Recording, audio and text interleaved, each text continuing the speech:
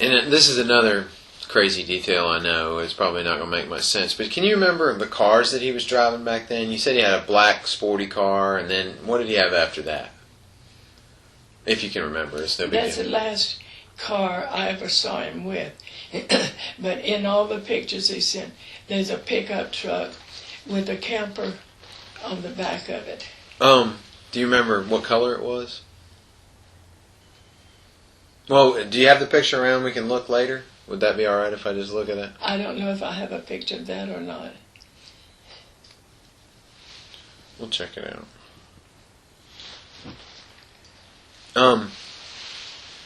You knew he was doing telemarketing. Was there a time when he stopped doing drugs, or was that like a constant problem? Because I know moms don't want their sons to use drugs. If he did what? Did he ever stop using drugs?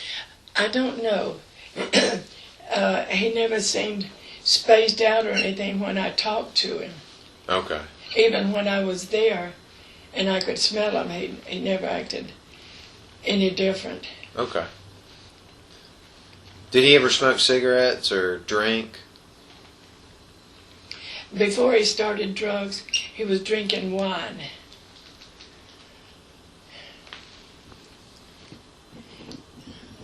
That's the only thing I ever knew him to drinking, alcohol. Okay. Would you say that he was still talking about Sean, recently? Like after the year 2000? Or in the 90s? I have no idea. Okay. Gary got upset with us, and it was my fault. But when he was in jail for when the man swore out a warrant for him, getting out of breath, I'm going to have to go in the oxygen.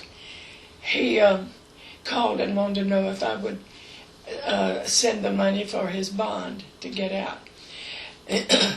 At that time, my husband had just fallen for a scam.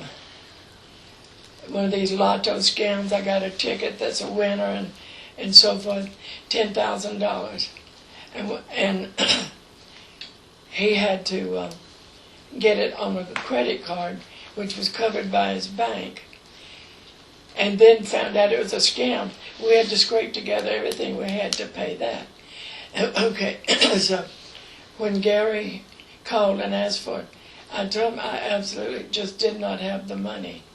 And I thought, well, if that's the only thing it is, he won't be in there but just a few days anyhow. So I didn't worry about it. And then when he got out, he called me and told me that this Sean had paid his bond. And I said, I don't remember how I said it, but I said it took all Nilo's life savings to make the $10,000. And he said, you mean he had $10,000 and wouldn't get me out of jail? And hung up. I didn't speak to him again. That's the last time I spoke to him, I think. Really? I didn't know where he was. I mean, since then you didn't speak to him? And really it wasn't life savings. I don't know why that came out, because it was 1,000 here, 50 there, and another 100 here. Yes, ma'am. It's just that we scraped it together. So the last time you talked to Gary was how long ago? About 10 years, or was it? It's been at least 10. I'd say at least 10. At least 10. Now, I haven't seen him, though, since about 86 or 87.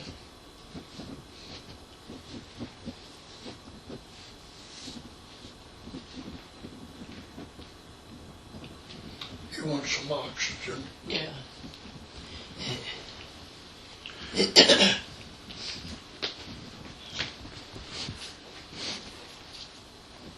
Is there a reason why you didn't get to see him much? I didn't know where he was. After 87? He was upset thinking that we had $10,000 was sitting on and wouldn't help him. Oh, but that's the last time you talked to him.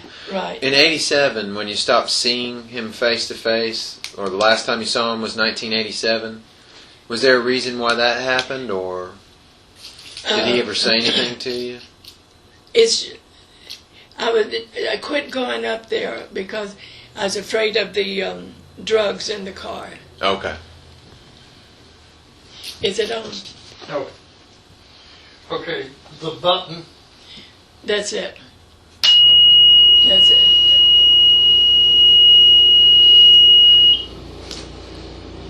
So Gary didn't come. He didn't want to come down to visit you after that. I don't know if he didn't have the money or what. Okay. And since I thought it was on drugs, I knew my husband would be upset. So I didn't say anything to him about coming. Okay.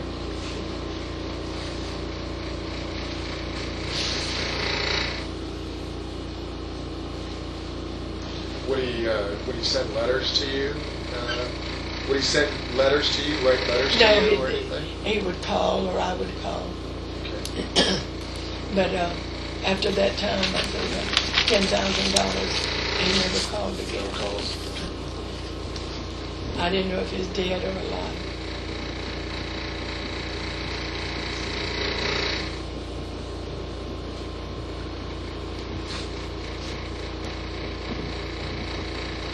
Are those people home yet? Ma'am. Is the girl home yet? No.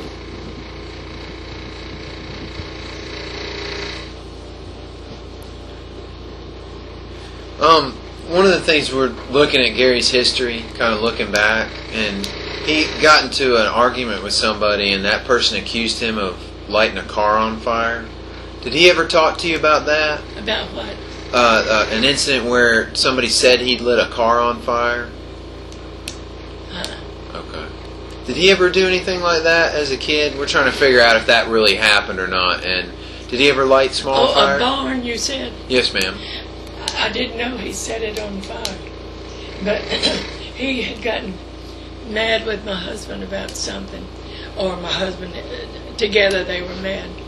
And he was staying over there at this kid's house. They had a storage shed in the backyard. Yes, ma'am.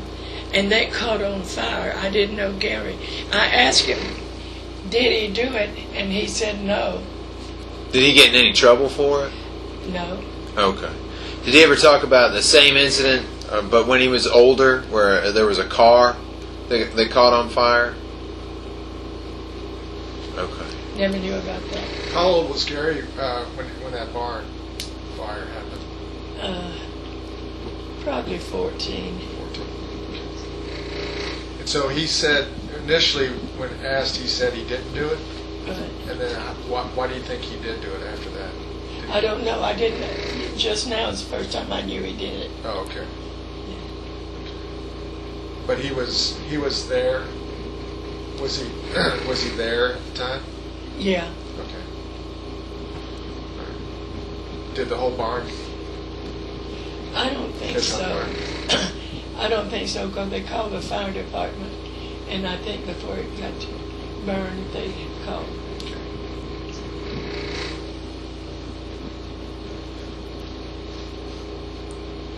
As far as that, can you remember any other fires or anything? Anything that he liked fire? When I was a little kid, I used to play with cap guns and make campfires and stuff like that. Was he like that? I never remember of any of playing with fire or anything. I mean, even just campfires and how boys are sometimes when they... Not around the house. If they did it off someplace, I don't know, but not around the house. Is there anybody you can think about that was like a lifelong friend for Gary? Like somebody that he was friends with when he was in high school that he still talked to like in the 80s or 90s? No, because he left Atlanta. Okay. Florida way before that. Okay. I think he left around 70 or maybe earlier. When I was about 14 or 15, I started hunting a lot because I grew up in South Georgia. hunting and fishing and that sort of thing. Did he do that? Did he start hunting and fishing, or Any what? hunting or fishing or anything like that? When he and Ursula were married, they lived on a canal, big canal, and he would fish from there. Did he ever go hunting? Did you ever, even as a We kid? never had a gun.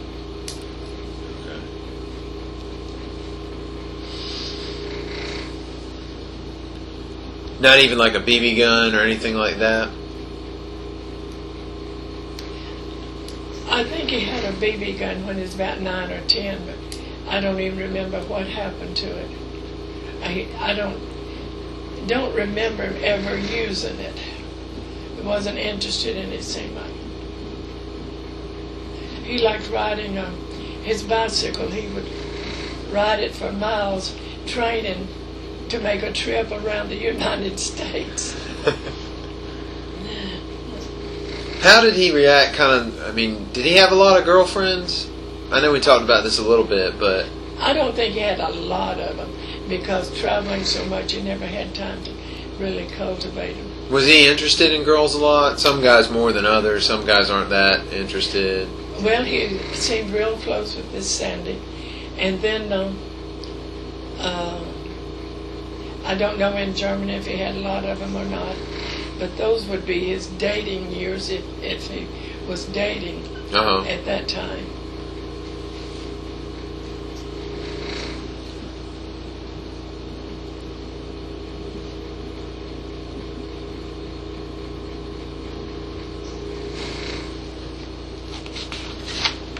I'm going to look through my paperwork if you got it.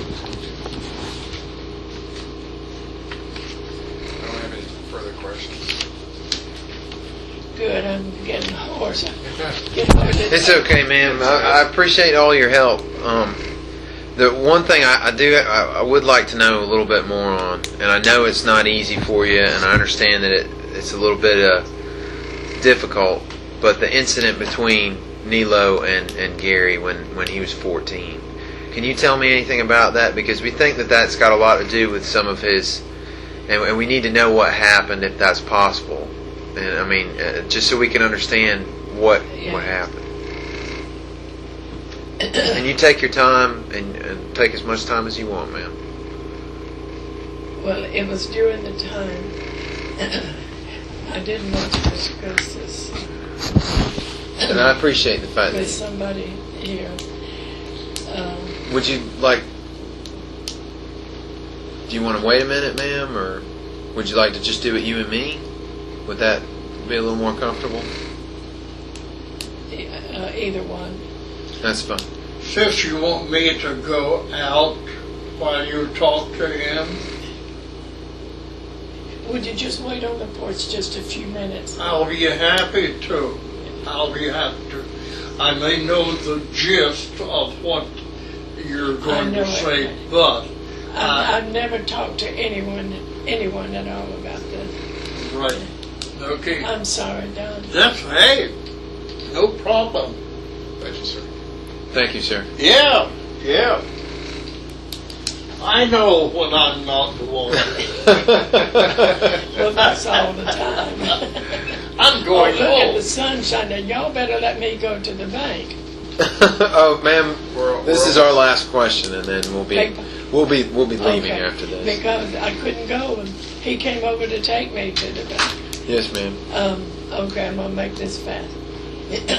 During the time that I had left Nilo, before Gary went into the service, Nilo would come to the house Nilo's my husband.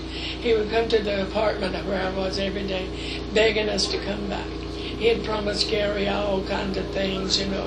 He did every time we left, he'd promised Gary. And he would keep his promises. But he came over, and Gary had a gun that was a friend of his gun. And he had asked him to let him keep it overnight. So I guess he had plans, I don't know.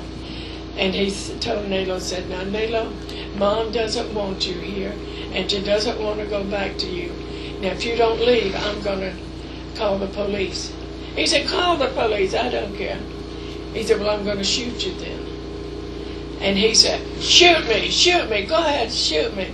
And he grabbed the mattress off the bed, held it in front of him, says, "Now shoot me, I dare you to shoot me." Gary shot him. But he shot him down here, and he was a sharp shooter. He could have hit him in the face if he'd wanted to kill him, but he hit him here. In the legs or in the stomach, lower part of the stomach. Okay. And after that, they wouldn't let Gary come home again. And I went to counseling too, and I was foolish for listening to him, but they told me my duty was to my husband, the counselor did. And you know, your duty is to your child, especially if it's a child you had when you married. But I listened to the counselor, but they wouldn't let him come home. And there was a woman that came and told me that that Gary and her son were friends, Harry Keller, and that she would be happy to take him to her house and keep him as long as they required him to. So I let her keep him. I paid her, I don't remember how much I paid her. And that's when he got started on his drums. And I bought the drums for him thinking that would keep him pacified and happy and all. He seemed happy enough, but then some of them in the family, I don't know who, started having problems. And he told me, he says, "I'm going to have to leave there. I can't stay there." Well, they still wouldn't let him come home. So he had I don't know if you'd call him a probation officer or what, because he was in juvenile hall. Excuse me just a minute. Did you check your mail? No, I haven't. I'm going to walk down there while you're talking. Okay. And I'll check your mail. Then you got the key. I think I've got it here in the If cup. not, you can get mine. I'll check. Okay. All right. All right. So I talked to this counselor, Martin Veg was his name. That was Martin-Veg, V-E-G-U-E. He told me, he says, "Well, get him a room in something like a motel, but apartment building that you know is a good neighborhood and everything, and let him stay there," because he was 16 then. Yeah, 16. So I did, and I would take him meals over there and give him money to go eat with, and kept as close a tabs on him as I could, but they still wouldn't let him come home. So then I told them that I was going to leave my husband, and would they let Gary come home then? So I did get an apartment, and Gary came with me then, and that's when he joined the Army after we were in the apartment a while.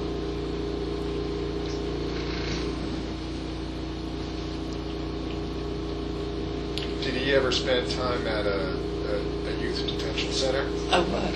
A detention center after that? Not after that, after the shooting. After yes. the shooting? Yeah. You went to a detention center? And that's when the woman got him and took him to her house. Okay. Juvenile hall, they called it in Okay. Atlanta. I didn't want to talk about my brother. I didn't want to get a wrong impression of Gary, because that was not typical of his conduct. And I didn't want, because they've never been around Gary.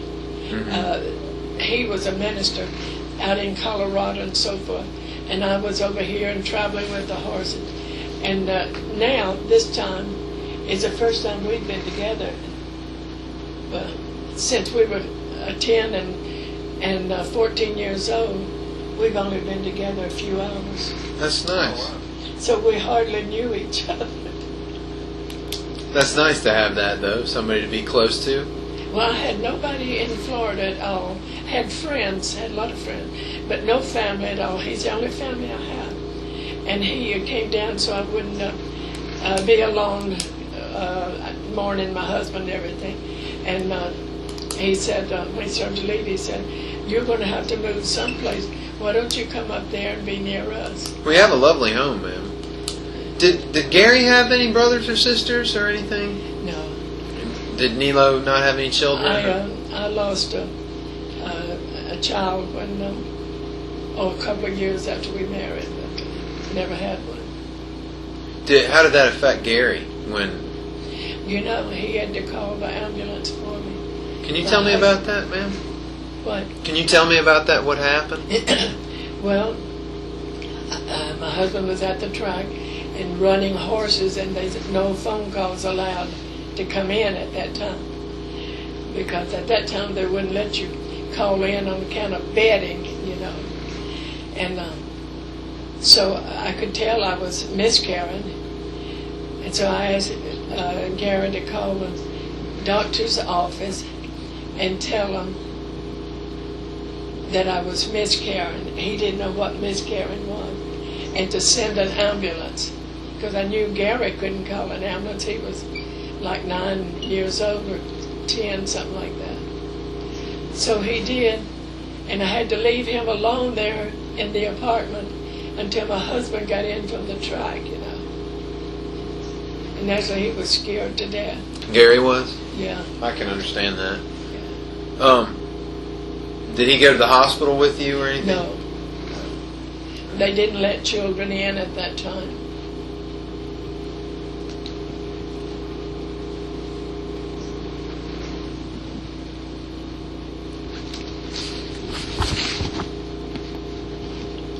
And he never had any kids? Did he ever have any children that you know of? Any He told me he didn't. Okay. He kept telling me, he said, Mom, don't give up. Some of these days you'll have a grandchild. But I never knew of any. Okay. And you can't remember him fight other than the time with Nilo? Was there any other fights between him and Nilo? Or did he ever say, you know, I hate you or anything like that towards his dad? He never said I hate him to me, but I could tell that he didn't like him. I don't know, you just get that sense. Yes, ma'am. And that's why I was always leaving Nilo, trying to work things out, because I really cared for my husband. And I just, and my husband really worshiped the ground I walked on. He would get mad with me too, and yell and scream, but then he'd always say I'm crazy, and he did have a terrible temper. Did he and Gary ever spend any time alone with one another or anything like that? Like, did he try to hang out with Gary and it just didn't work out? No. Okay. He spent so many hours with the horses, because even though he was the trainer, he was responsible for the horses. He would spend so many hours with them, he'd be exhausted when he'd come in. Okay. Ma'am, the only thing I got left is I just need some personal information from you, real quick. Can you tell me Nilo's full name and spell it for me? When he got his citizenship paper, he dropped his middle name. Okay. So his name is Nilo, Nilo. Okay. Dabag, Dabag. Okay. And then can I get your full name, ma'am? Okay, I use Hilton as my maiden name, as my middle name, on account of Gary's name was Hilton. So Cleo Hilton Dabag is what I go by. Okay. Now I've got your address. Can I get do you have a cell phone, or do you just have the phone that I called you on earlier? This one here. Okay. I don't use a cell phone. I don't know enough people here to call. And can I get your social security number and your date of birth, please? Why do you need my social security number? What we do a lot of times, ma'am, is if we have to bring somebody in, like to speak for Gary or something like that in any kind of proceeding, people move a lot. Like if you move to your brother's house or something like that, and we need your social to find out where you live at. Because sometimes this will be like a year from now before we ever need you or something like that. You don't have to give it, ma'am. It just makes it easier for us to find you. It's not necessary. It's not. If you don't feel comfortable, don't I'd worry. rather not, because That's I'm fine. afraid somebody else will get it. Like, can you give me your date of birth, though? Would that be 6/6/25. 6/6/25? Okay. And did you retire from your company, the Venetian Blind Company, or? Well, or did that you go one- back to them? That one I quit and started Okay. traveling. But I retired from one 3 different times, and they called me back every time. And so I kept going back, and they finally sold out, and a man bought it for his 19-year-old daughter, and she ran it into the ground.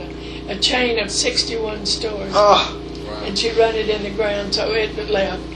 And I went to another one, AARP. I worked for them a while. oh, neat. Then I went to Meals on Wheels, a area supervisor for the Meals on Wheels. I retired from there in '98, but I'd only been there like 7 years. Ma'am, I have a question. Before you moved here, you lived in Hollywood, Florida. Hollywood. And did Gary ever visit you there? No, he never saw that house. Okay. Did he call you while you lived there? Yeah, that's where the last time I talked to him was there.